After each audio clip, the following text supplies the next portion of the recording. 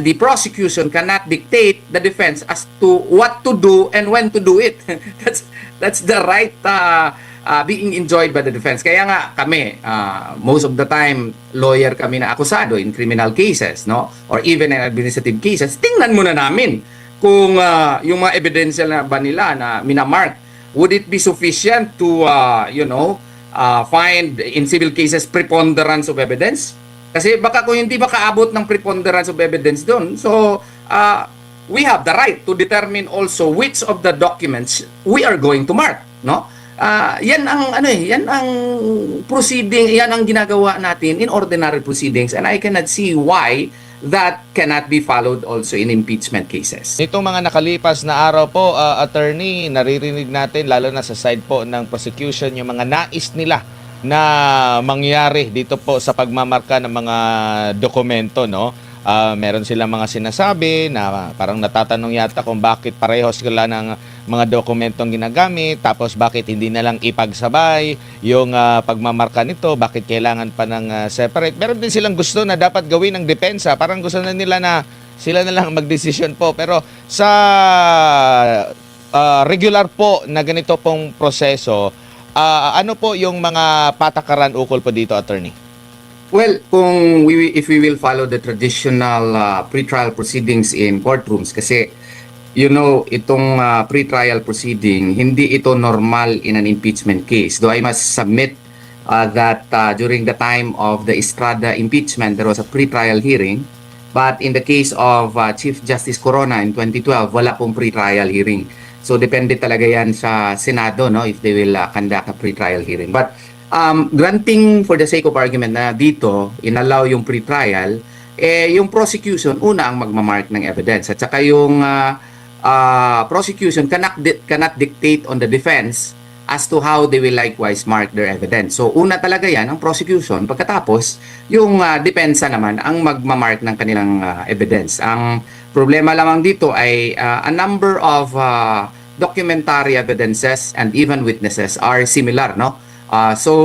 Pero just because there are a number of documents which are likewise the documents for the defense, does not mean that the prosecution can now dictate upon the defense as to when should it mark. The defense can mark their evidences after the marking of the prosecution shall have been finished. Yan po ang ordinary rules po dyan sa korte na pre-trial na ginagawa. Meron pong nabanggit yung sa depensa na may pagkakataon na sinasabing same daw yung dokumento pero may missing na pahina doon sa prosecution, sa kanila kompleto.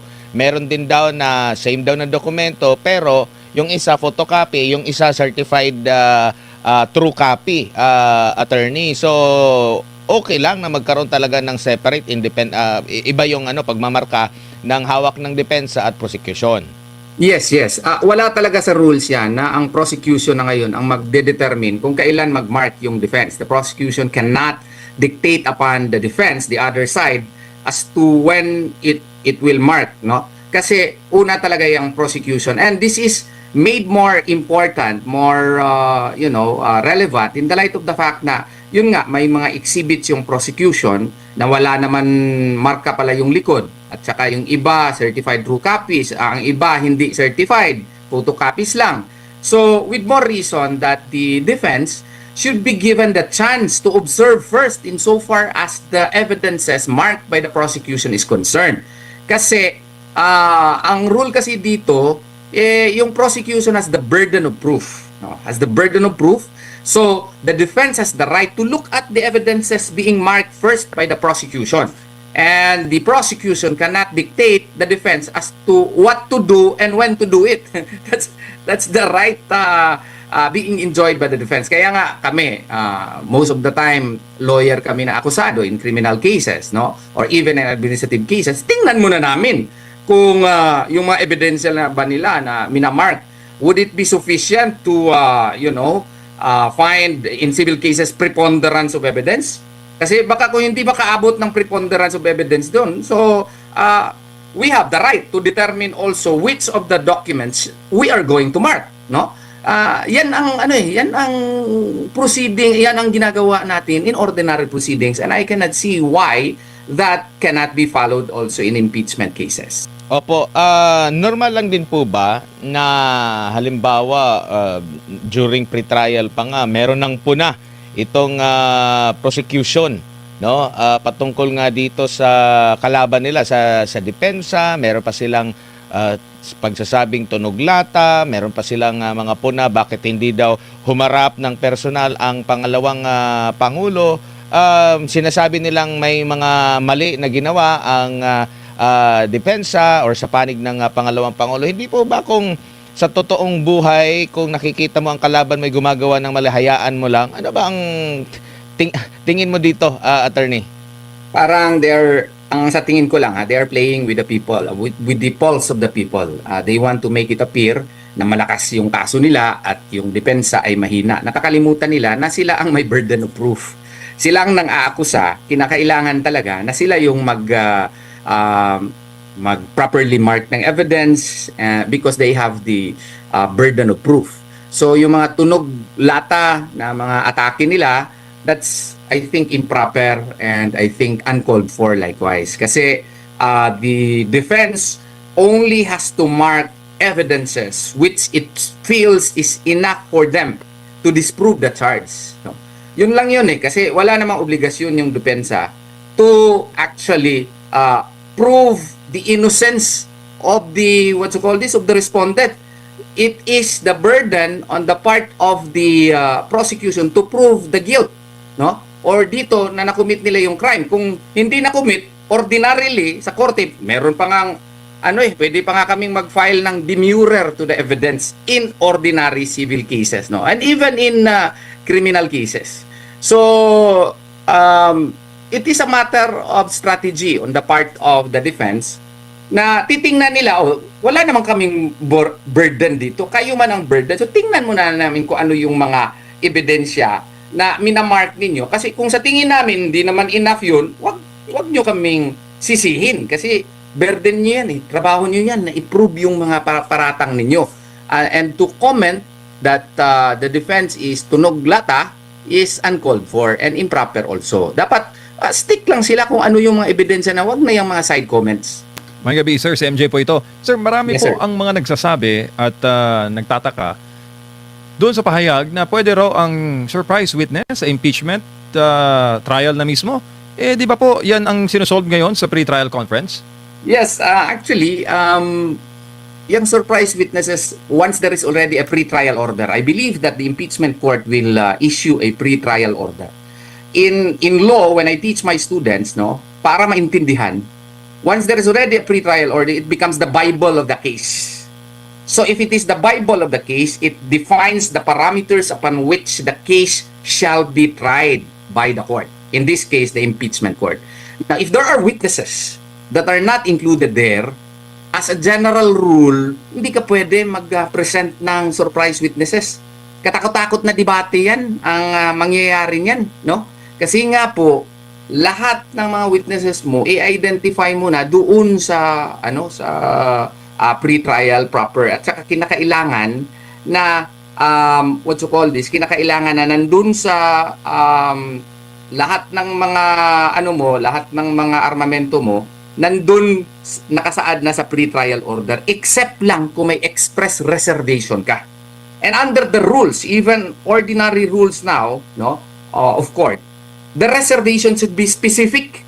It should be specific in the sense that there should be identification of who shall be that witness and the nature of his testimony. And as a matter of fact, if it is documentary evidence, you should describe it in advance. It is just that during the pre-trial, it was not with you, but you have to describe it with specificity. Yan yung requirement na ngayon po sa ating rules of court insofar as documentary evidences are concerned and witnesses are concerned. Pero kung itutuloy yun, sir, yung surprise witness, quote-unquote, ano yun? Magandang halimbawa ba yun sa mga nag-aaral ngayon ng abogacya, yung kumukuha ngayon ng abogacya? Mahirapan na tayo magturo yan sa law school niyan. Meron nga akong nakita sa Facebook, I don't know if it is true, na ipapa-present daw nila yung sheriff daw na allegedly nabugbog ni VP Sara at the time when she was mayor. You know, I could never forget that case because at that time, I was governor of the Integrated Bar of the Philippines for Eastern Mindanao. And I think the what you call this, the yung mga media, mass media noon, nag-file ng disbarment case against VP Sara, then Mayor Sara Duterte. Yung mga taktik na yan, dapat hindi na yan i-allow, no? Hindi talaga yan i-allow. Kasi in the first place, ang impeachment complaint here is based on the third impeachment complaint as well as the fourth impeachment complaint. The so-called third Sabalya complaint and the fourth Cabrera complaint. In the Sabalya as well as the Cabrera complaint, walang nakasaad doon about niyang, I don't know kung totoo ba yung pinapatawag nila yung sheriff, no? Surprise witnesses nga are, as a general rule, disallowed unless lang if you can provide compelling reason, no, in the interest of justice, na ma-prove mo yan doon sa korte na mismo. But whatever may be the ruling of the court may open the door on the part of the defense to question it before the Supreme Court, and in this case in the impeachment, kasi grave abuse of discretion amounting to lack or excess of jurisdiction. Due process requires that during the pre-trial proper, any and all evidences have to be stated, not only stated, it has to be marked in evidence so that there will be no surprises. Yun po. Opo, din ito pong tax records ni VP at ni second gentleman, Manscarpio. Ano, pakipaliwanag nga po ito, sir, batay po sa batas at sa pag-aaral po nito, to be allowed sa impeachment sa isang Senate impeachment court. Na-cite na namin yan, no?